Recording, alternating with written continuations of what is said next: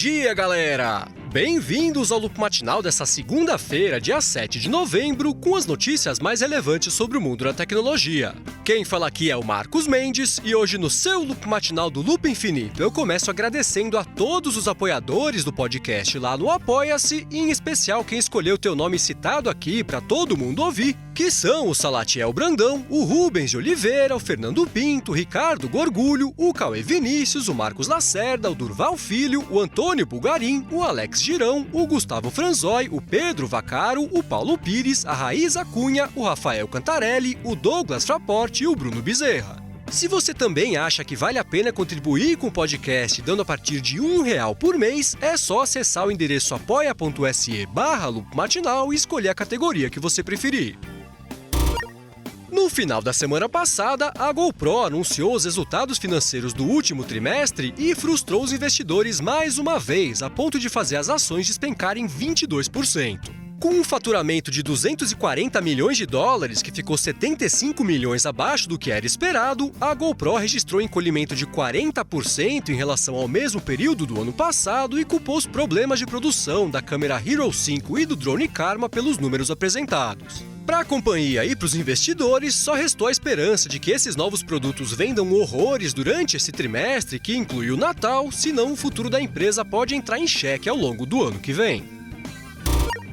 E agora o assunto é a Intel, que comprou uma startup chamada Volk, especializada em realidade virtual. Junto com a divulgação da aquisição, a Intel anunciou que vai abrir uma divisão de desenvolvimento imersivo na área de esportes, o que faz bastante sentido, já que a Volk tem uma plataforma proprietária de captação e entrega de experiências imersivas chamada TrueVR e tem como um dos principais clientes a NBA lá nos Estados Unidos. Num papo com o TechCrunch, o CEO da Intel disse que acha que eles têm muito a contribuir no mercado de transmissões esportivas, sobretudo com as tecnologias 3D e de replays que hoje estão no limite do poder de fogo da tecnologia, mas ao mesmo tempo ainda deixam um pouco a desejar.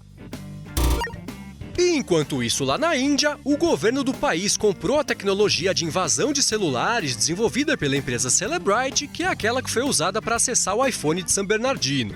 Para quem não se lembra, no começo do ano, o FBI tentou obrigar a Apple a desenvolver um iOS customizado com uma falha de segurança proposital ali no sistema para conseguir acessar os dados criptografados armazenados no iPhone.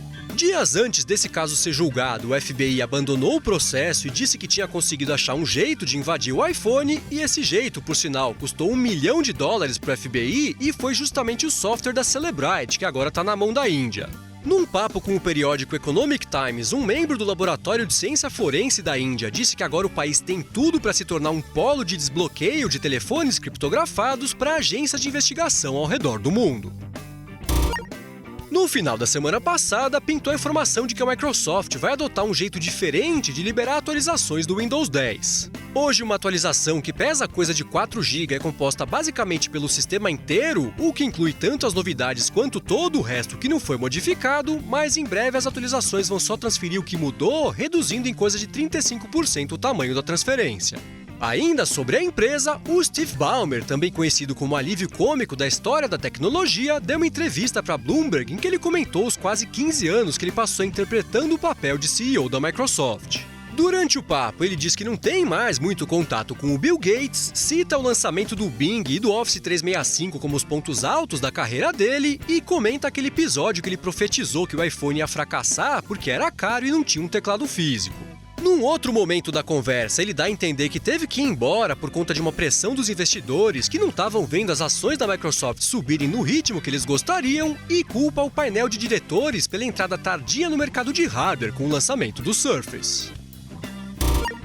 E agora o assunto é a Samsung, que anunciou um novo recall na sexta-feira. Dessa vez os produtos são 34 modelos de lavar-roupas que somam quase 3 milhões de unidades e que vem apresentando um defeito que as peças se soltam na hora de centrifugar. Elas são arremessadas para fora com força suficiente para machucar alguém, como foi o caso de uma mulher que quebrou a mandíbula por causa disso.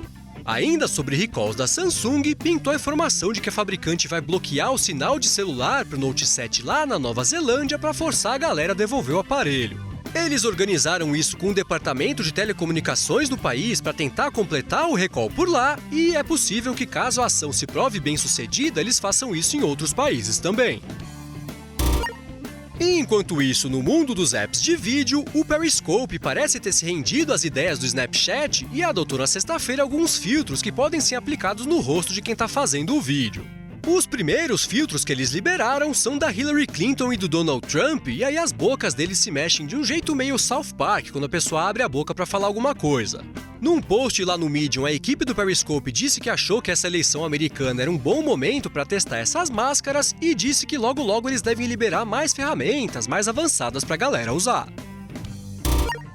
Quem ouviu o episódio de sexta-feira deve se lembrar que o Facebook falou que a renda de publicidade no site pode ter atingido um limite, já que eles não têm mais onde colocar banners, lembra disso? Então, na sexta-feira à tarde pintou a informação de que o Facebook está explorando um outro jeito de seguir aumentando a renda com publicidade, dessa vez atuando como agência de distribuição de anúncios para TV para outras empresas. Segundo um post que pintou lá no Recode, o Facebook deve começar a distribuir nessa semana anúncios que vão veicular em aplicativos de dispositivos tipo a Apple TV. Isso vai fazer parte de um experimento estratégico do Facebook e, caso dê certo, eles devem mergulhar de cabeça nesse mercado de agenciamento de publicidade para televisão. E agora o assunto é o Google, que anunciou no final da semana passada uma nova modalidade de cobranças na Play Store. No futuro próximo, os desenvolvedores vão poder estabelecer preços promocionais para os primeiros meses de uma assinatura. Com essa novidade, a Play Store passa a oferecer uma vantagem importante frente à concorrência com a App Store pela preferência dos desenvolvedores, já que essa tática do desconto no começo da assinatura é bastante usada e sempre dá bastante resultado no mundo real. No finalzinho da sexta-feira, a Apple anunciou uma série de corte de preços de produtos relacionados ao novo MacBook Pro para tentar acalmar os ânimos da galera. Ela disse que vai reduzir temporariamente os preços dos monitores 5K e 4K da LG que foram anunciados durante o evento do MacBook e também de todos os produtos USB-C e Thunderbolt 3 que ela vende lá na loja dela ao redor do mundo. Os descontos são de até 50% dependendo do produto e mostram que a Apple entendeu que não adianta nada desenvolver o computador olhando para o futuro se o pessoal não tem como usar ele nos dias de hoje. Aliás, falando em não ter como usar, parece que nem mesmo todos os produtos que usam Thunderbolt 3 são compatíveis com as 4 entradas Thunderbolt 3 dos novos MacBooks, que ajuda a ilustrar por que o pessoal tá tão bravo com a Apple. E por último, sobre a empresa, eu vou falar sobre a pré-venda do iPhone 7 aqui no Brasil. Aliás, eu fiquei devendo os preços no episódio de sexta, né? Então segura aí. Para as capacidades de 32, 128 e 256 GB, o iPhone 7 custa R$ 3.500, R$ 3.900 e R$ 4.300, enquanto os 7 Plus saem por R$ 4.100, R$ 4.500 e R$ 4.900. A pré-venda, que só tá valendo pro varejo brasileiro, vai até essa quinta e a venda mesmo, oficial, feita pela Apple, começa nessa sexta agora, dia 11. Mas o que eu queria mesmo falar sobre os novos iPhones é o seguinte: o blog do iPhone fez uma parceria bacana para pré-venda e conseguiu ter acesso aos dados das vendas do primeiro dia, divididos por modelo.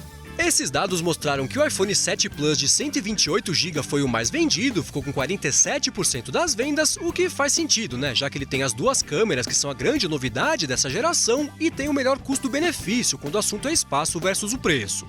Do outro lado da moeda, o modelo que vendeu menos foi o iPhone 7 de 256 GB, ficou só com 2% das vendas, e se você quiser ver o gráfico completo com as porcentagens dos outros 4 modelos, é só passar lá na matéria, o link tá aqui na descrição. E por último, hoje eu vou falar sobre o mercado de celulares. No episódio de sexta-feira eu comentei aqui que o Android tinha conseguido morder 87% das vendas no último trimestre, mas agora pintou uma informação complementar, trazida pelo Instituto BMO, que deixou essa história ainda mais interessante. Segundo esse instituto, mesmo tendo vendido só 12% dos celulares nos últimos 3 meses pelos números do IDC, a Apple conseguiu levar para casa 103,6% dos lucros desse mercado. Eles explicaram que esses 3,6%, além dos 100%, aconteceram por conta dos prejuízos que foram registrados pelos outros fabricantes, o que quem escuta o Loop Matinal sabe que são, sobretudo, a LG, que vendeu pouco com o G5, e a Samsung com o recall do Note 7. É isso aí, galera. O Loop Matinal do Loop Infinito vai ficando por aqui. Se você quiser se inscrever no canal do Loop Infinito no YouTube, o link tá aqui na descrição do episódio e lá no loopmatinal.com, junto com os outros links das notícias que eu comentei hoje. Já se você quiser falar comigo no Twitter, é só procurar por MVC Mendes que eu tô sempre por lá. Obrigado pela audiência, dá uma espiadinha lá no apoia.se/loopmatinal se você também quiser contribuir com o podcast e eu volto amanhã de manhã. Falou! Deve se lembrar que o Facebook... O modelo que vendeu menos foi o iPhone 7 de... O modelo que vendeu menos foi o iPhone 7 de 256 GB, ficou só... Já viu que essa frase eu vou levar 40 minutos para falar, né?